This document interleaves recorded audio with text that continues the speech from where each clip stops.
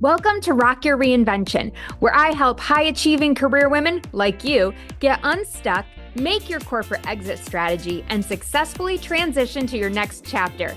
Hi, I'm your host, Karen Freeland, a certified life coach and corporate exit strategist. Whether you want to start a business, become a speaker, or something else, I'm here to give you the tools and strategies to shift your mindset, build your confidence, and take bold actions so you can rock your reinvention. Ready? Let's go. Welcome back to another episode of Rock Your Reinvention. Today, I want to share with you 3 things that I'd do right now if I were going to leave corporate in 2025. These are 3 of the most pivotal actions that I took when I was beginning my journey of ditching the golden handcuffs and creating my dream life. And I know that if you take these actions, it will set you up for success too. So let's dive right in. The first thing is you've got to meet with a financial planner. Why is this number 1? I'll tell you. Because the majority of the excuses or the reasons that I hear from the women I coach who want to leave corporate but are too scared to do it relates in some way to money. They're scared for several reasons, but it always seems to come back to the financial stability piece. They're worried that they're not going to be able to get their pumpkin spice lattes. They're worried that they're not going to be able to afford college for their kids. And they're worried they're not going to be able to go on vacations or have a great lifestyle when they retire. The problem is, all these worries are based on emotions and limiting beliefs, not facts. So we need to get the facts that you need to be making empowered, savvy career decisions. Now, not every financial planner, advisor, coach is created equal. So you really need to do some research before jumping in and choosing a planner. Hopefully, you have listened to episode 47 of Rock Your Reinvention with Anna Walford, who I had on, and we talked all about how to choose a financial planner and other financial considerations for women who are thinking about leaving their corporate jobs. So you definitely want to go listen to that.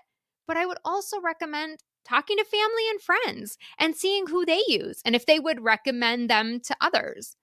You are also going to want to consider any fees that come along with this or portfolio minimums. You know, some organizations or financial planners will say, hey, if you're at $1 million or more, we won't charge you. Or if you have under $1 million, there might be some fees. Or if you don't make 500,000 or have at least 500,000 for management, then guess what? We won't even take you. And that's fine. Then that's not the financial planner for you, right? But these are the things you want to start investigating and know before you select someone. There's a couple of key pieces of information that you really need to know in order to confidently make a leap from corporate. One of those things is, how much do you need to earn to meet your financial goals? A lot of us think that we need to earn more than we actually do. So let's get some concrete numbers here. How much money do you need for retirement? How much do you already have set aside? What's it going to take to get there? Can whatever you are leaving corporate to go do help you achieve your financial goals? Can you make enough doing whatever it is that you're going to go do? And if so, great. You're going to have so much more confidence to make the move. If not, you can find out how much longer would you need to stay in corporate before you could make that leap. What changes would the financial planner recommend you make to reach your goals faster? So if they're like, hey, look, you're going to have to stay in corporate for another 5 years, and you're like, no, that's not going to work for me. I need to be out in 2. They may be able to recommend some changes or ways to make your current money work harder for you so that you can exit sooner. Now, I am not a financial planner. Okay, I didn't go to school for that. I haven't taken any coaching courses on that. I cannot give you financial advice. What I can do, though, is share what I've done and what's worked for me. Okay, so I want to caveat that there, but your financial planner is going to be able to give you so much more detailed advice once they have a chance to look at your portfolio. And this is such a valuable exercise because it gives you a power and a freedom that you don't currently have. It also busts a ton of excuses. And that's a really good thing because you do not want to wake up when you are 65 and realize that you wasted away your life in a job you hated. Or better yet, a job that wasn't fulfilling, that you didn't really enjoy. So maybe you don't hate it, but maybe it's not great. Maybe you're not thriving. You're just existing. I mean, who wants to live that kind of life? No. So let's get you the intel you need now so that you can make moves sooner and get yourself into something that is going to light you up. Okay? Okay. So make sure you get an appointment set with a financial planner ASAP. The second thing that you're going to want to do if you want to leave corporate in 2025 is to figure out what you want to go do next. A lot of women hesitate to make a move because they aren't sure what they want to do when they leave corporate. You just know that you want to leave. You know you want to make a change and that you're not happy in what you're doing, but you don't have that clarity around what you're moving towards. And this creates a real lack of sense of urgency. If you're not excited about what you're going to go do next, there's absolutely no push to make a change. That leads you to staying in the status quo life for way too long. You know, I remember when I was writing my first book, The Ins and Outs of My Vagina, a Penetrating Memoir. And if you're like, whoa, I just started listening to your show, Karen, I had no idea you wrote a book like that. It is a comedic tell-all memoir. It won a bunch of awards. It's really funny. Definitely check it out. But once I started writing this book and got my editor and we started working on the book cover design, I couldn't get out of corporate fast enough because I had something very exciting that I was running towards. I was so excited to dive into this world of being an author. And so it's really important for you that you now get to work on figuring out what you want to go do and what would be a good fit for you so that you've got something exciting to run towards. And one way that you can do this is with my career compass. You can get my free e-guide at karenfreeland.com/career-compass. Again, karenfreeland.com/career-compass. Or if you're like, Karen, I can't do all that, just email me, Karen, Karin, at karenfreeland.com, and I will send you the link, okay? This guide is going to help you outline your values, your life goals, your priorities for your next career move, and then give you a detailed framework to score all the career options that you're considering against that criteria. Woo, talk about clarity. But some of you might be even more at the beginning stages. You're still feeling stuck. You still have no idea what you do if you weren't in your current corporate job. This is going to require some more self-discovery and journaling. And some great questions, many of which come from my book, Grab Life by the Dreams. So if you're looking for more support, you know, that's always an option that's out there for you as well. You want to be asking yourself some of these questions. What's working in my life or job right now? And we want to know this so that we can replicate that in whatever we go do next. What's not working in my life or job? Maybe you don't like that long commute. You probably want to start looking for something that is at home, something you can do remotely or a couple days a week in an office. What are your greatest strengths? What are those things that you are really good at that people are always asking you for help with? That's one of the things that's in your zone of genius.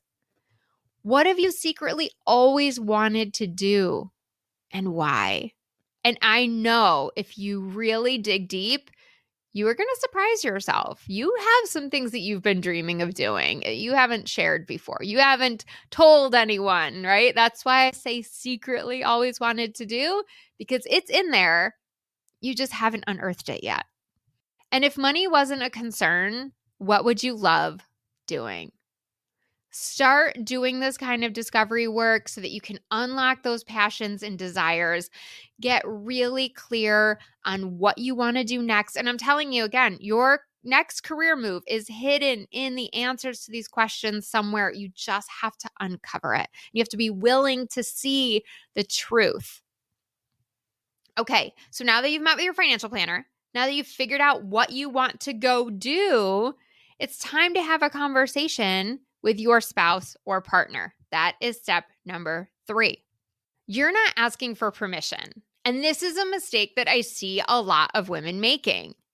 Instead, you're informing and making a plan to go forward together as a team. Now, you have to set this conversation up for success. You need to make sure you set aside a dedicated time that's distraction-free, where he can commit to being present, and you can as well. So the second he gets home from work, probably not the best time to spring this on him. 10 minutes before he's leaving to play golf with the guys, it's probably not going to end well. Likewise, if you've had a really stressful day with the kids and you're just like cranky, this is not going to be the time to bring this up. You also want to know your partner's personality and what he needs to know to support you. So, for example, you may need some facts. If he's a facts guy, he likes the data, you're going to want to bring that. Maybe you say something like, I've been doing the math and I have more than 8 months of savings to cover us. Or, hey, I met with a financial planner and she actually said we could leave in June and we'll be fine for retirement. What are the data points that your partner needs? Make sure you have them. Now, maybe you actually need to cater more to his emotions, right? We really want to make this a win for him, okay? I mean, it's a win for both of you, but sell it so that it's a win for him. Starting with something like, hey, I've been really unhappy and I don't like being short with you from all this stress. I want to be more present with you. I want to be a better wife to you. So look, I'm thinking about leaving corporate this year and I need your support on that. You might even talk about how you can save on daycare costs or commute expenses, right? Whatever that little hot button is going to be for him, bring that to the table. The other thing to consider, though, is giving your spouse some time to digest this. If you've never hinted at this before, it may come as a really big shock, and he might need a little more time to process this before you get a response. So I want you to be prepared to be able to give him some space for you to speak your piece, and then give him time to think about the questions that he might have for you, which, by the way, means you might need to have multiple discussions about this. You may not come to a resolution right in that first discussion, and that's okay. That's part of the process, right? There may even be some blind spots that you haven't considered that your spouse is going to bring up that you're like, ooh, I didn't think about that. Okay, good point. Right? And then you can, again, like I said, address it together. This is all about being on the same team here. And for some of you, your partner might really surprise you. I mean, I know my husband couldn't wait for me to get out of corporate because he wanted me to be happy again. And he saw how miserable I was. So he was way more receptive to it than I actually thought he was going to be. So I really want you to avoid the temptation to project your fears onto your partner or to make any assumptions about how they will feel. Really allow them to just show up and have their own feelings about this. The whole point of this conversation is for you to inform your partner about the change you're going to make and then gauge where they are so that you can address any of the concerns. And now you can figure it out together and move forward. So there you have it. I mean, it's not rocket science, but it is critical to your success and to having a seamless transition. If you want to leave corporate in 2025, these are absolutely the things that I would do ASAP. 1, meet with that financial planner. 2, figure out what you want to do next. And 3, have a conversation with your partner. I know that if you take these actions, you are going to set yourself up for a solid transition and be several steps closer to making that empowered exit. Now, what are you waiting for? Go take the steps. Good luck. Thanks for tuning in. I hope you're inspired to take action by committing to one of the tips or strategies we talked about in today's episode. If you want more accountability and support, I've got your back. Book a complimentary Empowered Exit Strategy call today. Visit KarenFreeland.com to learn more and book your 45-minute session. Until next time, stay fabulous.